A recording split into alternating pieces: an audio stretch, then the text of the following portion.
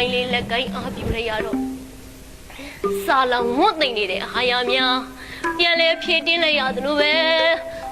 အားရင်များပြေဖြိုးလာပြီညီမတော်ရဲ့မှန်ပါဖះဝဲတာလာကြောင်းပါဖះမလေးတန်နေတော်ဗရမဖွားရင်တမ်းပြီဖះ40နဲ့ကတတဟာတကမစားကြောင့်မြက်လာသည်နေပုံတကူနေလူဖြစ်ပုံစေပါဘောမေမေဒီကြောင်မအားအချုပ်ဗရမကျုပ်ကသာဗုဒ္ဓဒုက္ခလေးပဲရွှေကြပရုံနေအာယုံရောက်မြတ်ပန်းကုန်ပွင့်လို့ပေါ့ဝစ်ဖြစ်မိသူတို့ဓာတ်တဘာတရားရဲ့နဲ့ခွင့်လို့ရှိတယ်လို့မြတ်ရတနာဖွာပါမို့နတ်ပြမတကြမတော်မူပါရှင်အကောဟမတမေလောကတတတောဟမတမေလောကတစေတောဟမတမေလောကတလောကသုံးပါးတွင်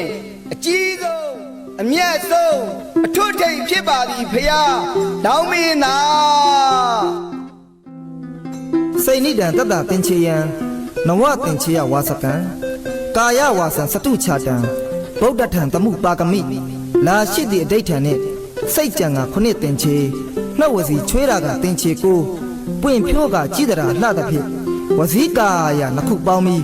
စုတောင်းတာက၄သင်္ချေတွက်ရည်ရည်တကယ်ပွားလိုက်တော့10ပါးသောပါရမီ9လီသောပရိစ္ဆာကစရိယ30ဆင့်ဖြည့်ကျင်ကဤဘဝပွင့်ခြင်းတော်ကြပြီမှုဤလောကလူခွင်ဝဲ16နှစ်သားတမျှကဲ့သို့အများကမြင်တာကိုအတွင်းတော်တဖုံချပြီးတရသားဖုံးကြွယ်ကြွယ်ငယ်ပြီးတိုင်းငယ်လို့မှုမွေးမယ်မယ်ရင်ခွင်ထက်နို့တဲ့အသားခံ၍ငါဆံမြဲတိုင်းဆန်းလိုက်အောင်မယ်လေ